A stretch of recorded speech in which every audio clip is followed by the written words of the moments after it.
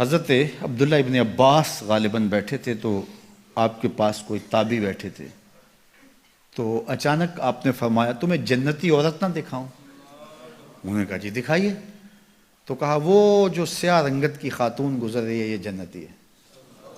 تو انہوں نے کہا وہ کیسے؟ کہا ایک دن یہ حضور کے پاس آئی اور آقا کریم سے کہنے لگی حضور میرے لیے دعا کر دیجیے، مجھے مرگی کے دورے پڑتے ہیں تو میں گر پڑتی ہوں، تو آپ میرے لیے دعا کر دیجئے میں اس بیماری سے بچ جاؤں۔ تو اللہ کے محبوب علیہ السلام نے فرمایا اگر تو صبر کرے تو تیرے لیے جنت کا وعدہ ہے۔ آپ کہو تو میں دعا کر دیتا ہوں تم ٹھیک ہو جاؤ گی، لیکن اگر تم صبر کرو تو جنت کا وعدہ ہے۔ تو اس نے کہا ٹھیک ہے مجھے منظور ہے، جنت وعدہ ٹھیک ہے، لیکن جب میں گرتی ہوں تو میرا پردہ کھل جاتا ہے، عورت ذات ہوں، چلو ٹھیک ہے بیماری رہے گروں بھی، لیکن اتنی دعا تو کر دیں کہ پردہ نہ کھلے۔ تو اللہ کے محبوب نے فرمایا ہاں یہ دعا میں کر دیتا ہوں۔ کہا کہ مرگی کے دورے سے اب بھی پڑھتے ہیں، اب بھی گر جاتی ہے، لیکن اللہ اس کے پردے کی حفاظت کرتا ہے۔ اللہ اکبر! تو پردہ کتنی اہم چیز ہے، اور ہمارا دین ہمیں اس کی تلقین کرتا ہے کہ تمہارا حیا نہیں لٹنا چاہیے، تمہارے پردے کی حفاظت رہنی چاہیے۔ حیا دین ہے، اور حیا کے ساتھ اسلام کا تعلق کتنا گہرا ہے کہ یہ دونوں جڑی ہوئی چیزیں ہیں، ایک رخصت شے ہوتی ہے تو دوسری بھی رخصت ہوتی ہے۔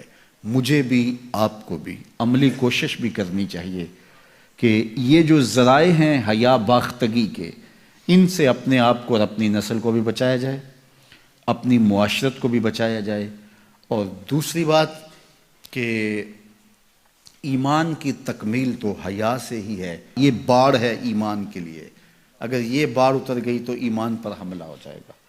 تو ہم مغرب کی نقالی میں اس کو ترقی نہ سمجھیں، اگر حیا باختگی لباس مختصر بلکہ اتار دیا جانا یہ ترقی اور کامیابی ہوتی تو پھر تو کعبہ اللہ کا ننگے طواف لوگ کیا کرتے تھے، وہ ترقی یافتہ ہوتے۔ تو برہنہ ہو جانا یہ حیوانیت کی طرف سفر ہے، یہ کامیابی نہیں ہے، یہ عروج نہیں ہے، یہ فیشن اور ترقی نہیں ہے، یہ تو اخلاقیات سے کنارہ کشی ہے، یہ تو حیا باختگی ہے۔ اسلام ایک روشن خیال دین ہے، اسلام ترقی یافتہ دین ہے، اسلام انسانی مزاج سے ہم آہنگ دین ہے، انسانی ضروریات کے تقاضوں کو پورا کرنے والا دین ہے، انسانیت سے ہمارے مزاج سے ہماری فطرت سے ہٹ کر کوئی دین نہیں ہے۔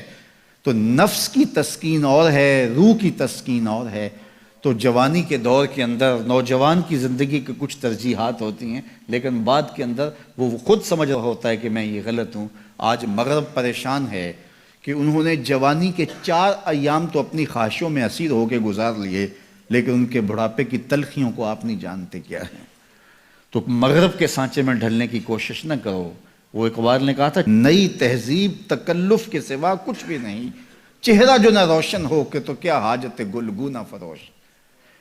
اندر کچھ ہو ہی نہ اور اوپر میک اپ کیا ہوا ہو تو وہ تو کبھی اترے گا، جب اترے گا تو نیچے سے کیا بلا نکلے گی۔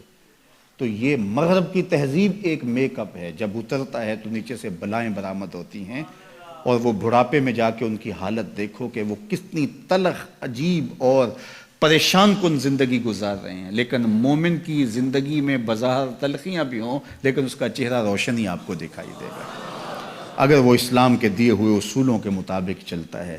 تو مشرق کو کبھی بھی مغرب کی نقالی نہیں کرنی چاہیے۔ مغرب تو اس مصیبت سے جان چھڑانا چاہتا ہے، لیکن ان کی معاشرت اس طرز کی بن گئی ہے کہ جان چھوٹنے نہیں پا رہی، اور جہاں سے وہ نکلنا چاہتا ہے وہاں سے ہم داخل کیوں ہونا چاہتے ہیں۔ تو میری بیٹی، میری بہن، تو مغرب کی بیٹی نہیں ہے، تو مشرق کی شہزادی ہے۔ تیرا برقع، تیری چادر، تیرا حجاب تیری آبرو کا پہرا ہے، جب تو سمٹتی ہے تو معاشرہ پھیلتا ہے۔ تیرا حیا ہی تیری زندگی کا تیور ہے، اور یہی تیرا نور ہے۔ اور نوجوان کی آنکھوں کے شرم و حیا کے تلے عبادت کی لذت رکھی گئی ہے۔ اگر آپ چاہیں کہ عبادات میں لذت نصیب ہو، سجدے میں قرار نصیب ہو، اپنی نگاہوں کی حفاظت کر کے دیکھو، سجدے میں سرور آنا شروع ہو جائے گا۔